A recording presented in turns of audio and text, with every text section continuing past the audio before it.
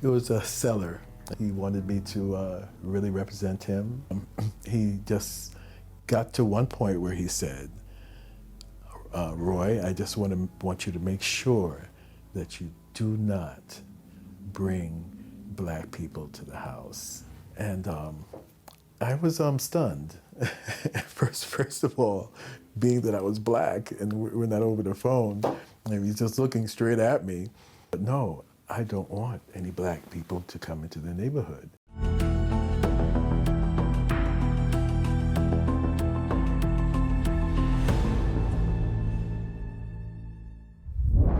I'm Jasmine Anderson. In 2019, Newsday published a groundbreaking investigation, Long Island Divided. Our journalists spent 3 years documenting interactions between real estate agents and potential home buyers.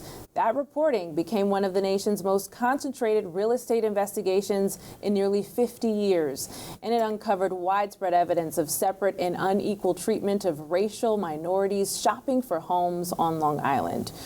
As a companion to Newsday's coverage, we also produced an award-winning doc called Testing the Divide. Let's watch.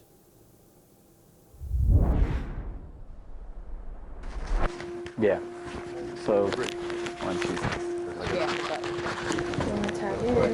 2. My name is Jesus Rivera. Today's the 21st of April. It's about 10 after 2, and I'm in my car. So it's Richard Helling testing as Matt Browning on May 3rd. Hello. Hi. My name is Kelvin too. How you doing? Yeah, Kelvin. Yeah, me and my wife was looking to purchase a home in the Brentwood area. They were ordinary Long Islanders. Great. You go get some water, okay? And we sent them to meet with real estate agents to ask about buying their first home. Nice to meet you. Thank you. Oh, good. Good. Thank you. I'm David. Thank you. They were trained, confident, and followed scripts. Tag in Stephen McCropolis as Nicholas Parisi. They had no idea what houses agents would suggest, or even which communities. You were not going to like those schools. But you don't want to go there. It's a mixed neighborhood. Mixed neighborhood. If agents are courteous and professional, how can you know that they're treating you equally compared with someone of a different race or ethnicity? I have to say it without saying it, you know. Behind smiles and handshakes, how do you know if they're giving you fewer options or suggesting different areas? I'm not going to send you anything you want to get unless you don't want to start your car to buy your crap. Or that rules don't apply to you and another home buyer in the same way. Yeah, okay. I definitely made that. Long Island is one of America's most segregated suburbs. Newsday set out to discover what role real estate agents might play in keeping it that way, potentially affecting the quality of lives. Technically, as a real estate agent, we shouldn't tell the buyers. In house hunting, it's nearly impossible to see evidence of hidden discrimination. You would never know unless you go undercover.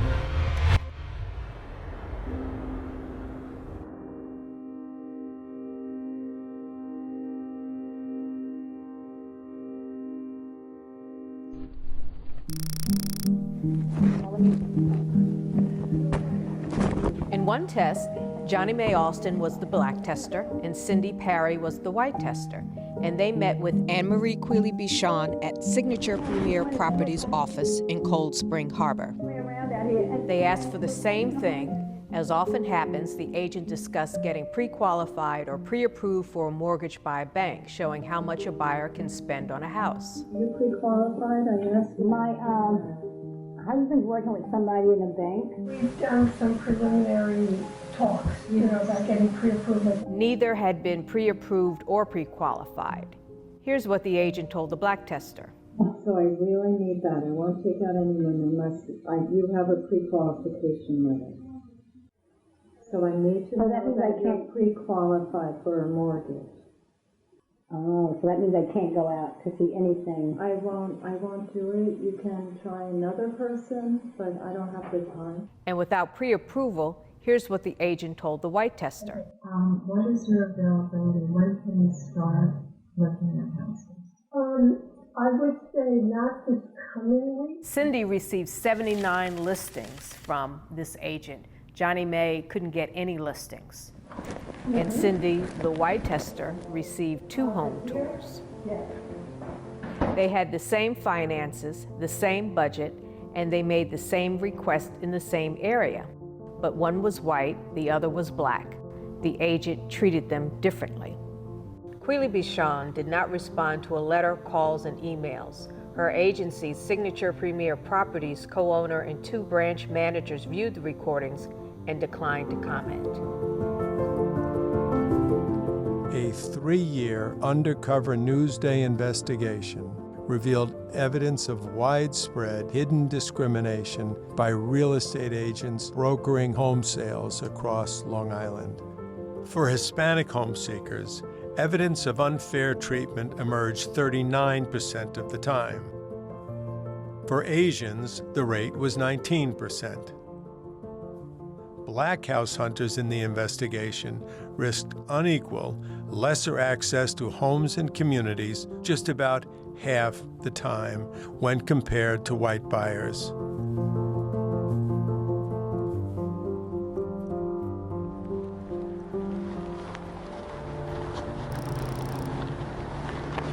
Kelvin Toon is a black man in his early 50s, and he went in to meet with an agent involving a test in the Brentwood community, a community that is 80% Hispanic and black.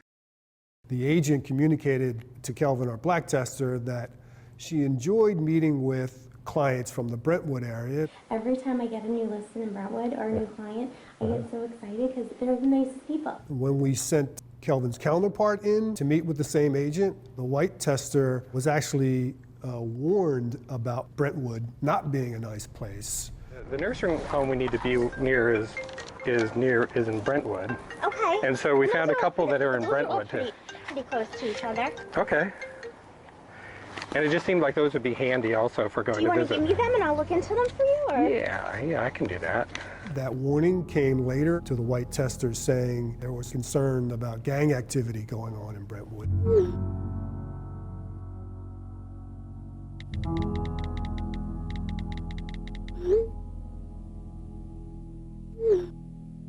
This agent wanted the white tester to know, but that information wasn't provided to Kelvin, the black tester. The listings centered black tester Kelvin in Brentwood with 27 house listings, while the white tester got 0 listings in Brentwood and was directed towards much whiter neighborhoods. Vickery said she had warned only the white tester about gang activity because she had not been aware of it when she met with the black tester, despite widespread media coverage. She also said her business partner, Gene Gillen, sent the listings to the black tester.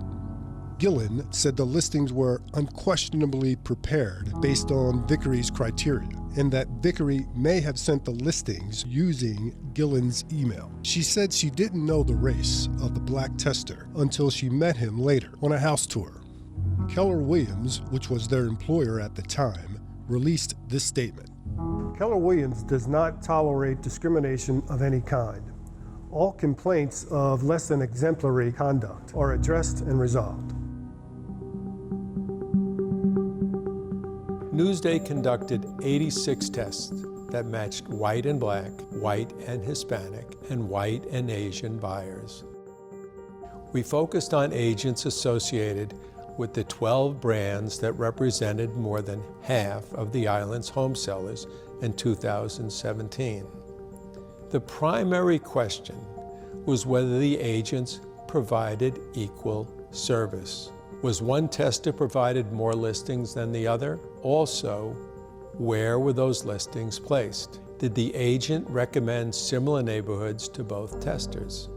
Here in test 56, the agent Frederick Wallenmeyer provided the testers with comparable listings. In my eyes, you're a buyer, you're a buyer. I wanted to give the potential buyer a more diverse look and background of the Hamptons and what they like.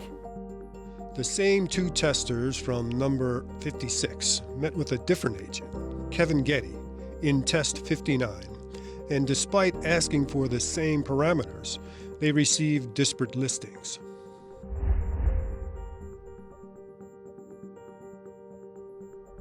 The Hispanic community came in, and they really took over Springs and Northwest Woods area.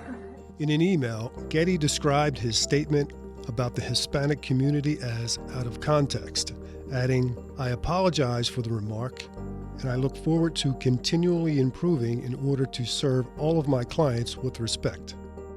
He added the statement does not represent who I am as a person and does not reflect my professional commitment to treat everyone, clients, family, and friends, equally and with respect. As permitted by law, Newsday recorded all meetings between testers and agents and then transcribed the recordings. Here, an agent gives conflicting advice about Freeport. I like Freeport. Now you have a bad school district, and that's not good for resale value. Matching those tests, mapping the listings, and relying on the judgment of fair housing experts, you start to get a picture of whether an agent, or more importantly, agents at large across Long Island, engaged in different treatment of testers. All the school bus, see the moms that are hanging out on the corners. But you don't want to go there, it's a mixed neighborhood. We need United Nations. Because you might be more comfortable in a certain demographic area that isn't heavily one way or another in terms of the people. Bayshore has two school districts, Brentwood and Bayshore. You don't want to have Brentwood School District. You want to have Bayshore School District.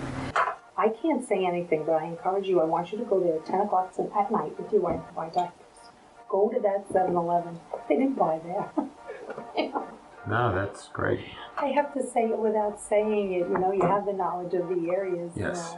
I don't want to use the word steer, but I try to use another No, word. yeah, I listen, educated absolutely. the areas, That's If you're not getting the same information, then something is definitely wrong. How do you prove that in the heart of this agent or in the mind of this agent, they did steer you someplace? So you're just at the mercy of the realtor to do the right thing. There's no way of proving it. Unless they're testers. I'm looking to speak to an agent about purchasing a home. I'm an agent, I can talk to you. Oh, great. New York is a one-party state, which means that only one party to a conversation has to consent to a recording. Good. So men had body cams affixed to their chest. It was a button-holed camera.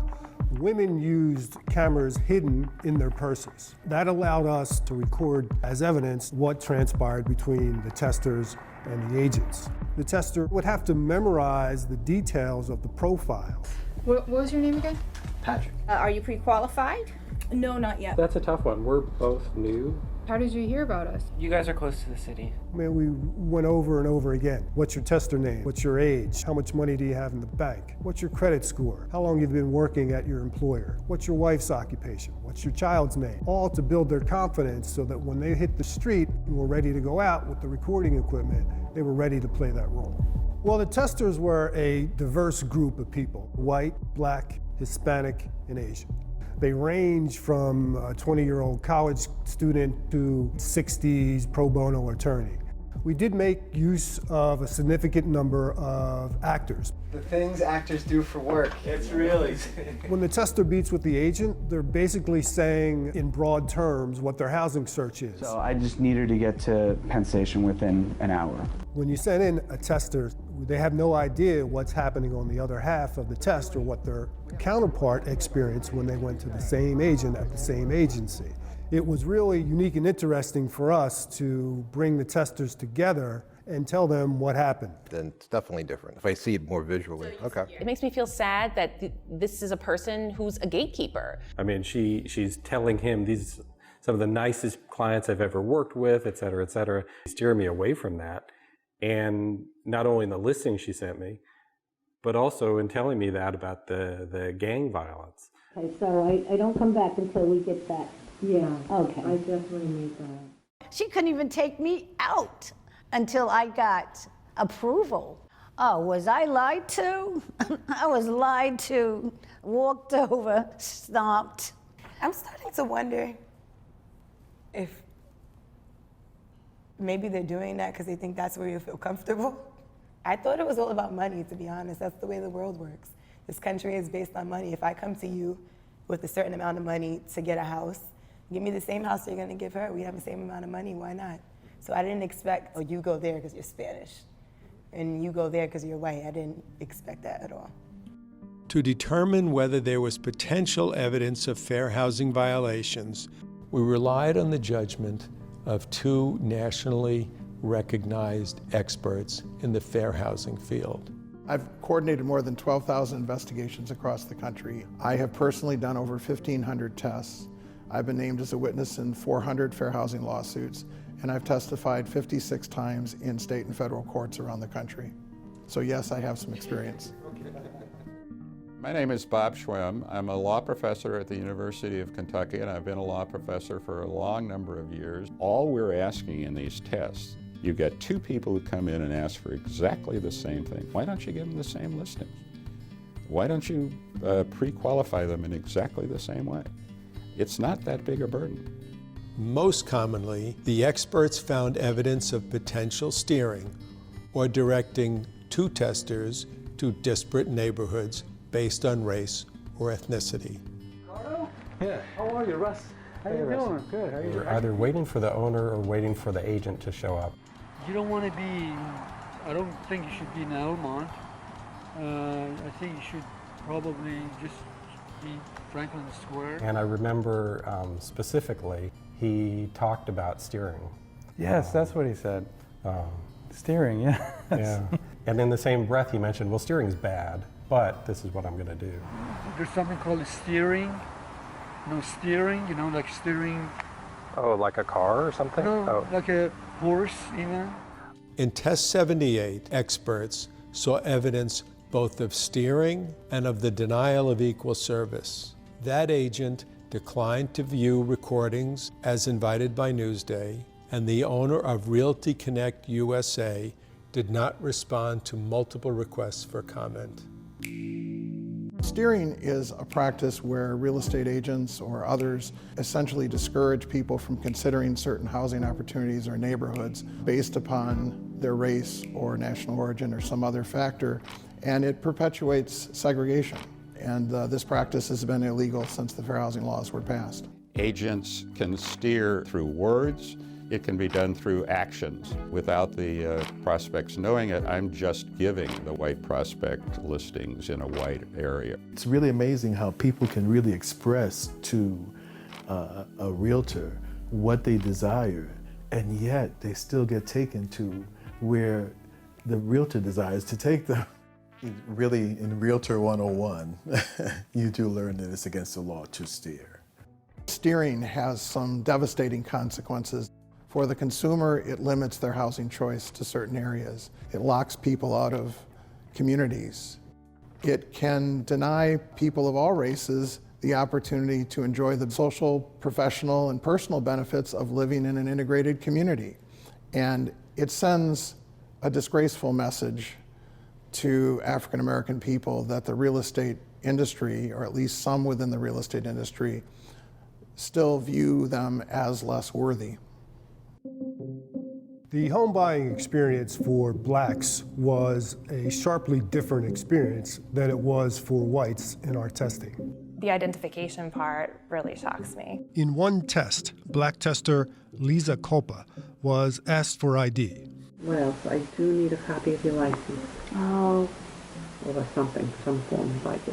The thing is, because I've gone on so many tests where they have never asked me for ID, why would they need ID? All right, but this is routine. I mean, this is something that's not unusual. Yes, no, that's what we do with everyone. Because, if you want to give it, you give it. If you don't, you don't. But don't forget, I'm going out. It's a stranger also, so we just ask for identification.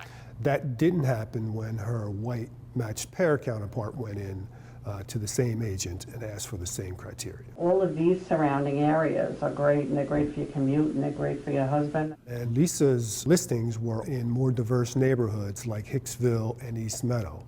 Her white counterparts' listings were in more white communities. Petrelli declined to comment.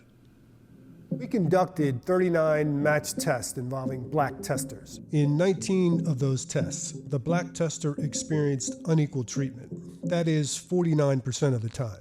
Being black, you have to prove yourself 4 times over. You have to prove that you deserve what you get. As black testers, they were getting directed to more diverse neighborhoods, or that they weren't getting equal service compared with their white counterparts. If I go into a real estate office and I say, I'm looking for a house in this price range, I work for this employer and I make this kind of money, generally my word is taken. Is it possible to, for you to start sending me some listings? I can send you listings in those areas. And I'm not asked to show pay stubs. I'm not asked to go get pre-qualified by a lender. I'm not asked to do a variety of things. So you need that? Definitely. Absolutely. Absolutely. Can't even look at listings or anything. I wouldn't know what to show you. It suggests that African Americans and other people of color are not always taken at their word for what they can afford. It certainly has major consequences for that person and their opportunity to obtain housing. On your pre-approval, let's start with a pre-approval. Do you have your pre-approval? Torres asked both testers about pre-approval or pre-qualification multiple times, but only required it from the black tester. He even gives the white tester a home tour. You have an outside entrance. You have an outside. When asked to comment on the tests, Torres responded saying, "One seems a little bit more eager than the other. That's the bottom line. Sometimes you may make a decision that may be interpreted incorrectly. That's the only thing I can tell you." Torres also said he has adopted a firmer policy. So now, if you don't have a pre-approval, I'm not going to show you a house. The founder of Charles Rutenberg Realty, Joseph Moshe, viewed Newsday's recordings and offered no comment. I said, do you really want your future children going to Amityville School District? We're going to try and stay away from Freeport, Roosevelt, Hempstead for now because of the school district. This part, the Salisbury part, is in demand because the schools are much, much, much better.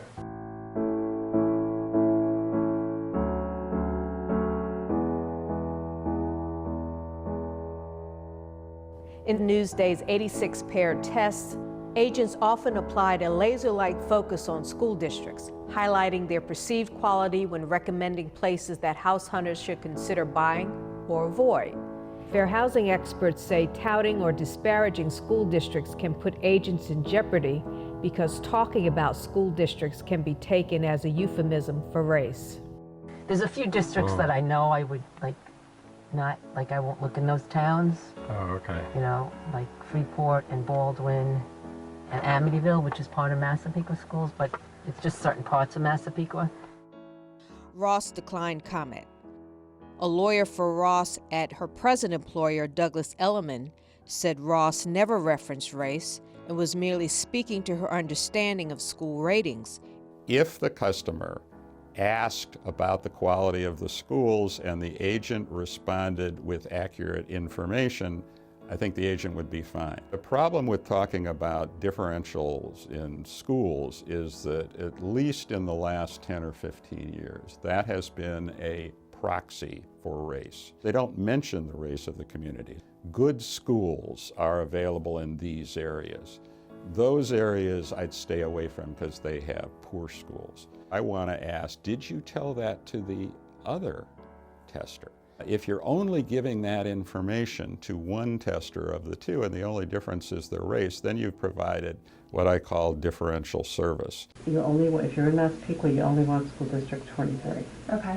You don't want 6 in Massapequa because that takes in Amityville and you're not going to like those schools. It's really a strange phenomenon on Long Island that these lines have been created.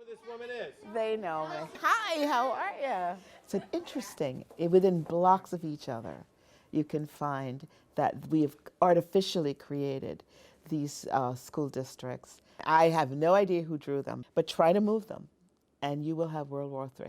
Nassau County is divided into more small little pockets of municipalities and school districts than almost any other county in the country. And that definitely exacerbates the segregation that we see on Long Island.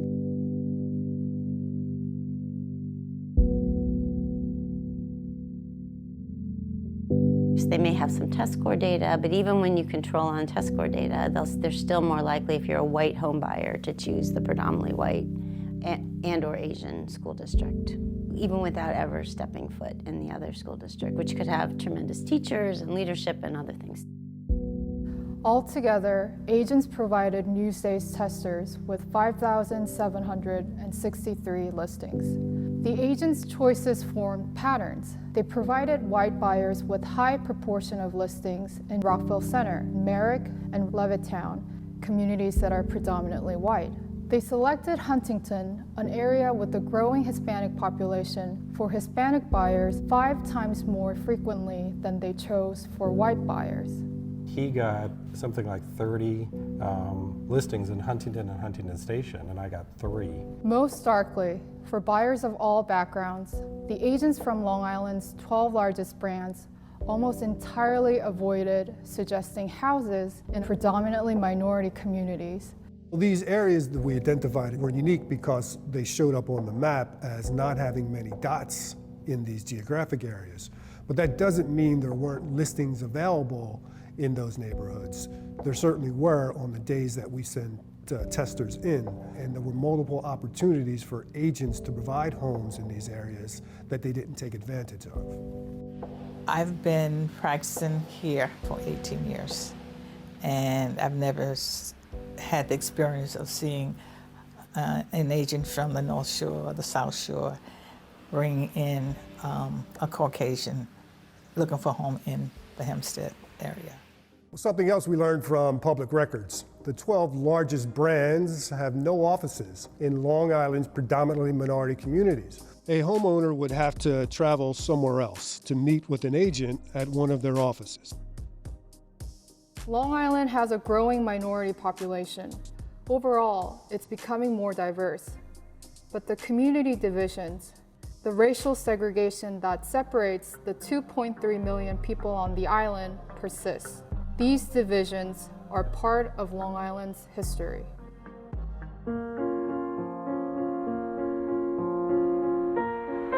Fair housing for all human beings, is now a part of the American way of life.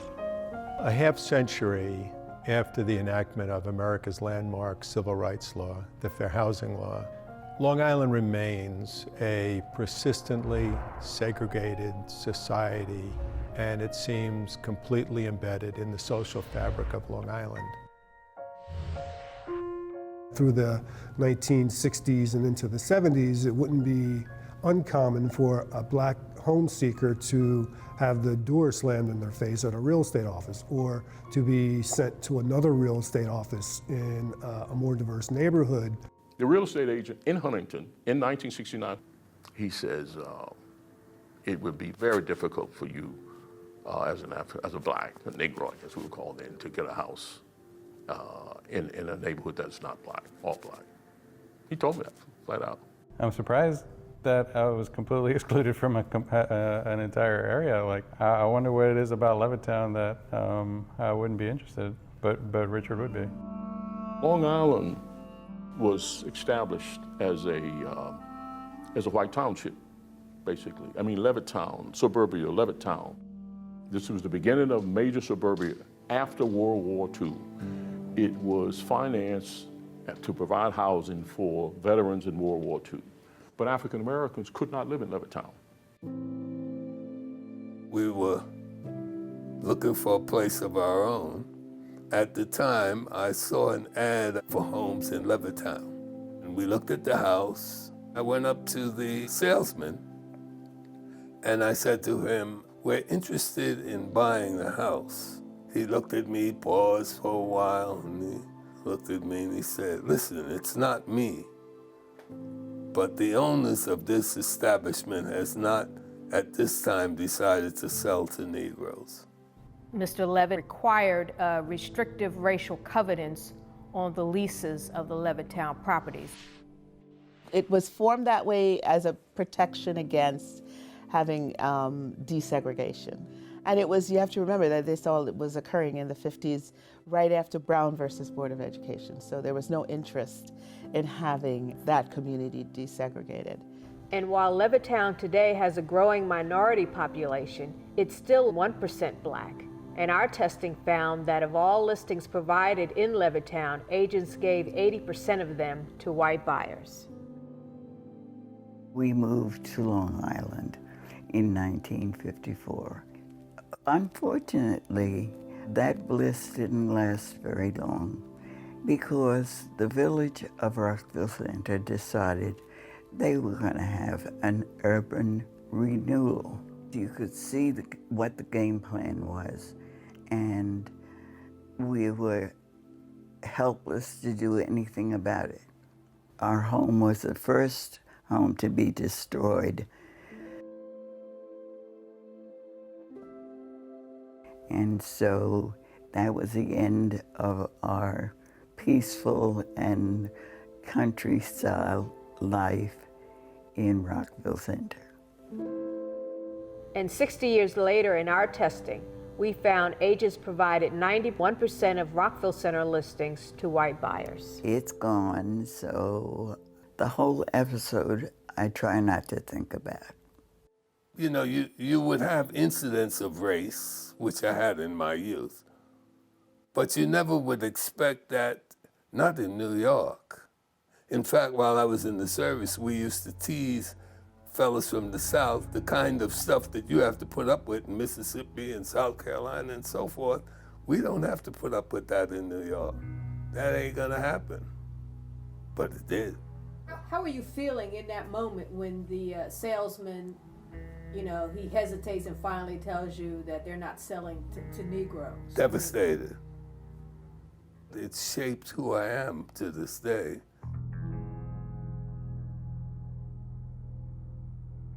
As opposed to 50 years ago, the reality of racism today, a lot of it's underground, clandestine, it's covert.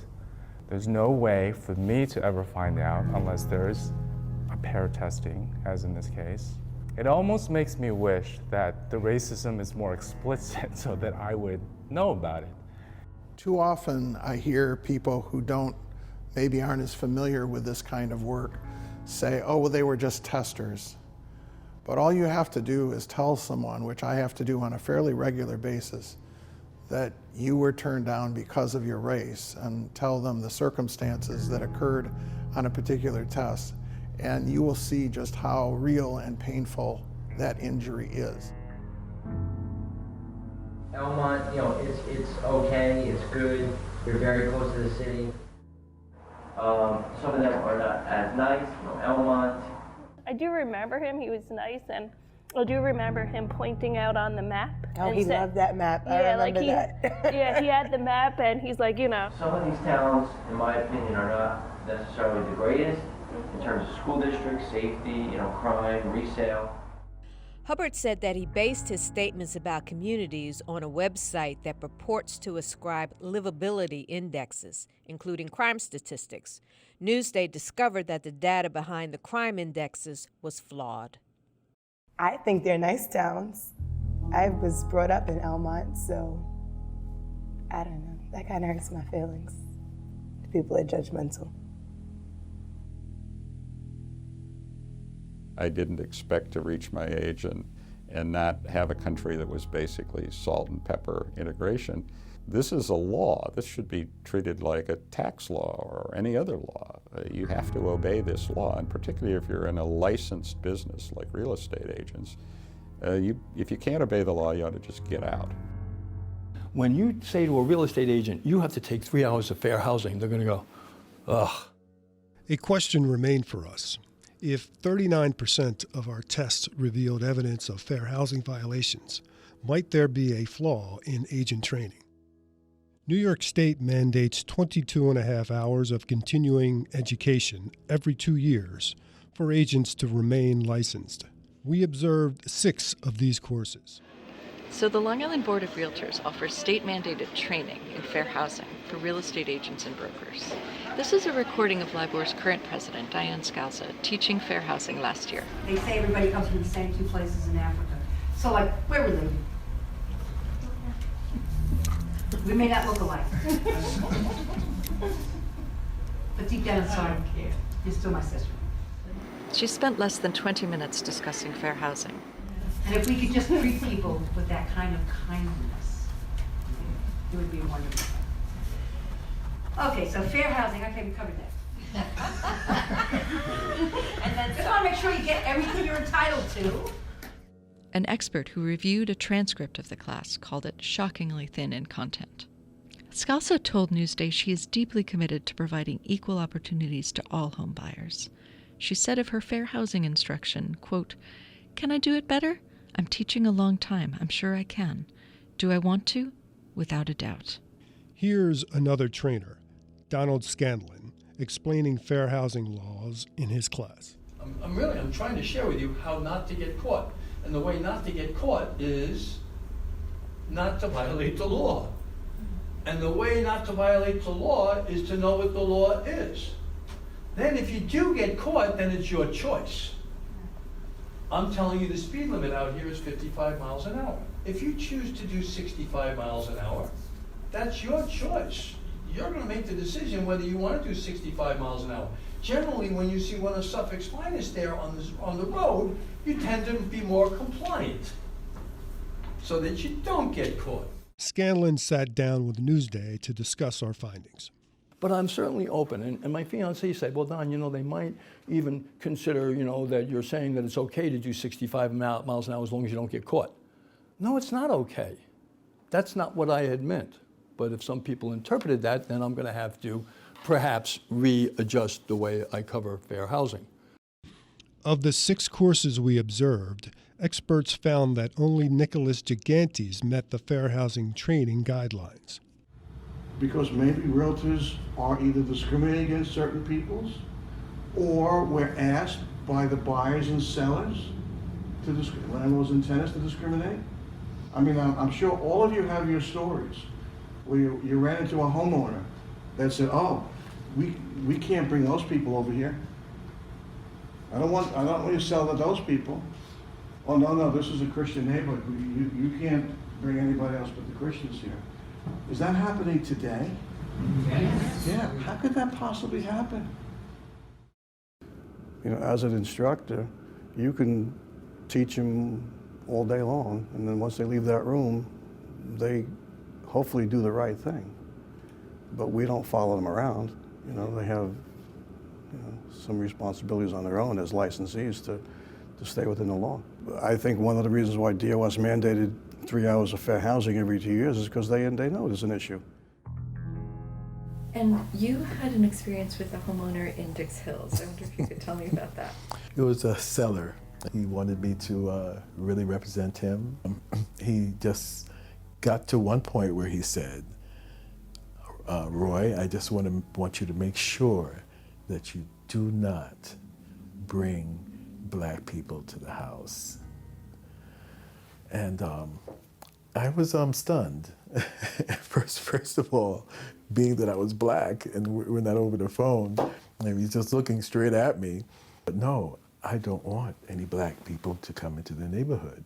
And he started to talk about the neighbors and how, how they would look at it, and how they would look at him in selling a home to a black family and so on. It was really so blown up in his mind that it would be such a negative thing. Of course, I didn't take the listing. He had something about, we're not putting black people in the house. We're asked to steer. We're asked to steer. How often? On a daily basis. Well, it's just like how do people get away with doing 65 miles an hour here on Sunrise Highway? How do they get away with it? There's just not enforcement.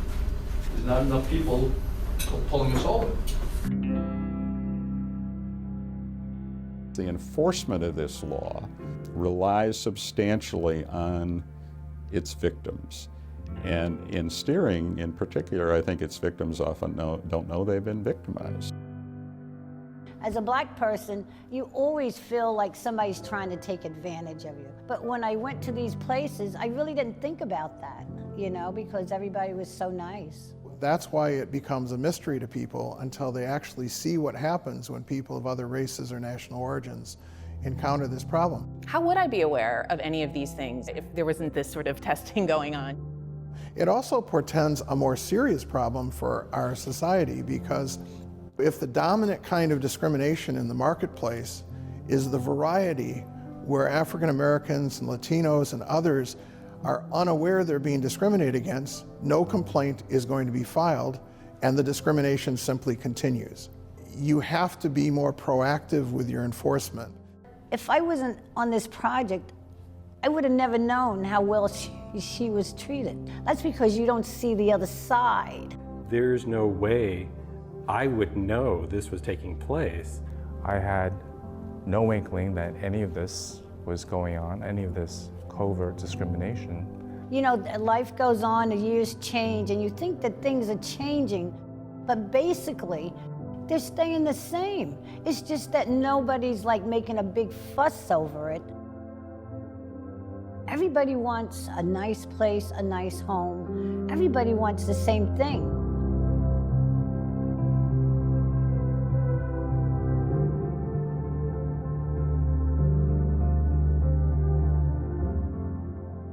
Reza Amir Yavari and Margaret Petrelli did not respond to requests for comment. Diane Layden and Laffey Real Estate did not respond to requests for comment. Both Song V and Century 21 American Homes declined to comment. O'Brien did not respond to requests for comment. Coach Realtors owners Lawrence Finn, Georgiana Finn, and Whitney LaCosta viewed video recordings of the tests but declined to comment. RE/MAX agent Joy Tuckson did not respond to requests for comment. RE/MAX LLC said in a statement, "We have spoken with the franchise owners whose agents were included in the inquiry and are confident they have taken this matter seriously and are committed to following the law and promoting levels of honesty, inclusivity, and professionalism in real estate." Etri declined to comment. Mirando did not respond to requests for comment. Her company, Coldwell Banker Residential Brokerage, wrote in an email statement covering Mirando and other agents, "Incidents reported by Newsday that are alleged to have occurred more than 2 years ago are completely contrary to our long-term commitment and dedication to supporting and maintaining all aspects of fair and equitable housing. We take this matter seriously and have addressed the alleged incidents with the salespersons."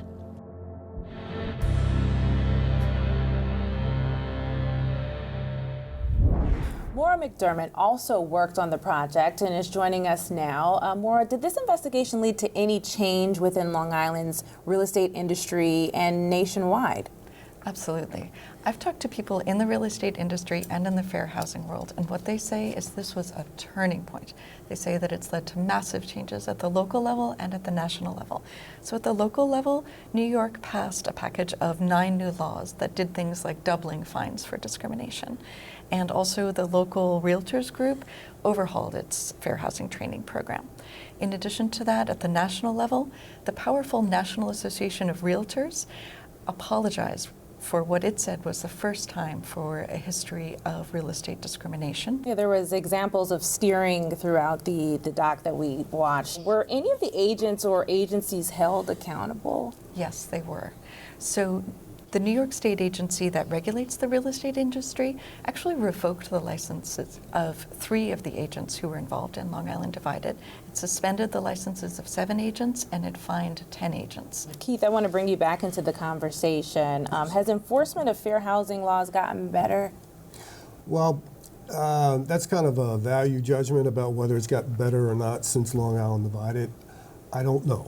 But I do know there are plenty more resources around for the state government and local governments to do testing. And there's much more training of real estate agents about how to effectively market a home without violating the fair housing laws. And that goes down to the local level here. We have 2 counties with human rights organizations that are also empowered to look after fair housing standards. So you have the Attorney General, as Maura mentioned, that increased the resources available to local fair housing groups to go out and do testing. Whether that's actually happened or not, I'm not certain. Perhaps it has, but even more so than whether or not there's more testing and the quality of it, the consciousness about fair housing standards being applied to whoever's shopping for a home has been raised since Long Island Divided published 4 or 5 years ago. Maura, if I could bring you into this, the fair housing training, we see in the doc that they're learning maybe some illegal things. What has been done to try to change this, or does it still remain? Oh, there's been massive changes in the way that training takes place. So there has been a very large increase in the amount of training that's required for real estate agents in order to maintain their licenses. But in addition, there's also been a change in the kinds of training that are required. So now some of the things that are required are things like training in something called implicit bias. So that's bias that somebody might not even be aware of while they're perpetrating it. And in addition to that, one of these new laws that was put into place imposes new fees on real estate agents when they get a new license or when they renew their license. And those fees go to fund increased testing. Olivia, I want to bring you back into the conversation. What was the reaction from the community to Long Island Divided? Politically, New York State Senate and Assembly held a hearing at Hofstra University to talk about the issues that the Long Island Divided project brought up. Then county officials talked about bolstering, adding to their human rights commissions to engage in enforcement. Interestingly, and that was something, even though enforcement was something that should have been done for decades, it hadn't been. I think the previous time the Nassau County District Attorneys at the time in the 1980s, I think, conducted his own fair housing investigation, but nothing had been done. Not much had been done statewide. And so there was a lot of interest. And then people brought up their experiences. Even political leaders talked about what they now recognize as discriminatory treatment that their families experienced when trying to get housing on Long Island. So that was interesting. What were some of the key takeaways? I would say that in the aftermath of Long Island Divided, I think that not only the awareness of the fact that this was happening, but also the awareness of the impact that it has. One of the impacts that it has is on allowing people to create generational wealth, the kind of generational wealth that people accumulate when they own houses and are able to pass those houses down to the next generation. I think that that's something that people became much more aware of. I think people also became much more aware of the kinds of penalties and other, negative impacts that can come when real estate agents do practice discrimination. There was a statistic that I think came out of your reporting, Maura, that there had only been fewer than a half dozen enforcement cases in New York State for discrimination with respect to fair housing.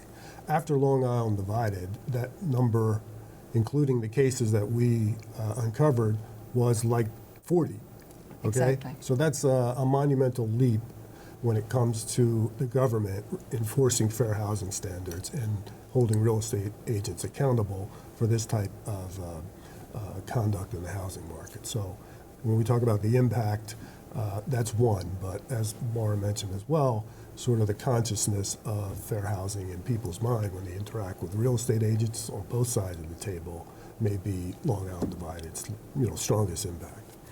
If I could add, I guess it's the implicit bias that the project brought to the fore. This isn't this kind of potential discrimination isn't like the discrimination of old in the 1960s when people would say, you can't live here. If a black person bought a house in a white neighborhood, sometimes their houses would be burnt down. And Newsday's own clips from the 1960s showed this happen. No, so as today, you don't get that kind of pushback, but you do get subtle things like, well, this school district, you don't want to send your kids to this school district, an agent would say. You want them to go to this school district. Then you look at the demographic makeup of that school district. Well, the agent didn't want to send a white tester to a school district that had a lot of minority students. So that's where, at least on Long Island, that has 124 school districts, where school districts become a proxy for race. And that's problematic as well. So was there anything that surprised you all in putting all of this together in your research?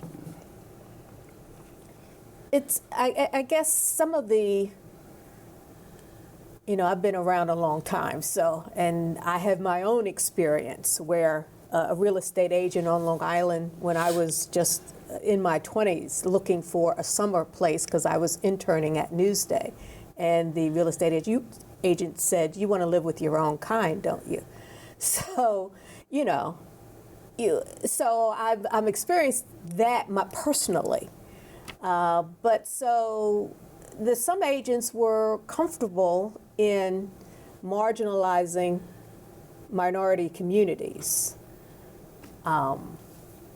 In fact, what I had expected was that maybe our black testers would be steered toward minority communities, whereas a lot of the listings were not given in minority communities at all, not to white, black, or Asian or Hispanic testers. So that was a surprise to me. I remember being surprised by the reaction of Long Island's real estate industry in general, the leadership